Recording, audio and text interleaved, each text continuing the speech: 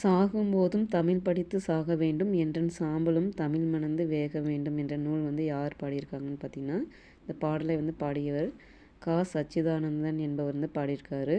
அடுத்தது பார்த்திங்கன்னா பாவலரேறு பெருஞ்சித்திரனாரை பற்றி பார்க்க போகிறோம். இவர் பார்த்திங்கன்னா தென்மொழி தமிழ்ச்சிற்று என்ற இதழ்கள் வந்து நடத்தியிருக்காரு. இந்த இதழ்களின் வாயிலாக தமிழ் உணர்வை வந்து உலகெங்கும் பரப்பியவர் வந்து பாவலரேறு பெருஞ்சித்திரனார். இவருடைய இயற்பெயர் என்னென்னு பார்த்தீங்கன்னா துரைமாணிக்கம் என்பது உண்மையான பெயர். அதாவது இயற்பெயர் அப்படின்னா உண்மையான பெயர் அவருடைய பெயர் என்னென்னு பார்த்தீங்கன்னா துரைமாணிக்கம் என்பது. இவர் பார்த்திங்கன்னா உலகியல் 100, பாவிய கொத்து, நூறாசிரியம், கனிச்சாறு, என் சுவை என்பது, மகபுக வஞ்சி, பள்ளி பறவைகள் முதலிய நூல்களை வந்து படைத்திருக்காரு. இவரின் திருக்குறள் மெய்ப்பொருளுரை பார்த்திங்கன்னா தமிழுக்கு கருவூலமாக அமைந்ததுன்னு சொல்லியிருக்காங்க. இவரது நூல்கள் வந்து நாட்டுடைமையாக்கப்பட்டுள்ளது அப்படின்னு சொல்லியிருக்காங்க.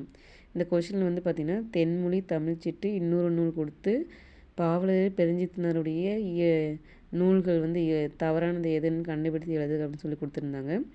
இவருடைய இதழ்கள் பார்த்திங்கன்னா தென்மொழி தமிழ்ச்சிற்று என்ற 2 இதழ்கள் வந்து நடத்தியிருக்காரு. இவருடைய நூல்கள் பார்த்திங்கன்னா உலகியல் 100, பாவிய கொத்து, நூறாசிரியம், கனிச்சாறு, என் சுவை என்பது, மகபுகு வஞ்சி, பள்ளி பறவைகள், இது எல்லாமே அவர்களுடைய நூல்கள். ரொம்ப முக்கியமானது. இதுவும் வந்து 4 ஆப்ஷனில் கொடுத்துட்டு தவறானது எதை கண்டுபிடித்து எழுதுக அல்லது சரியானதை எடுத்து கண்டுபிடித்து எழுதுக அப்படின்னு சொல்லிட்டு வரப்போகிற குரூப் 4, குரூப் 2, 2 எக்ஸாம் அப்புறம் டெட் பேப்பர் 2லும் கேட்க வாய்ப்பு இருக்குது ஃப்ரெண்ட்ஸ். படிச்சுக்கோங்க. தேங்க்யூ.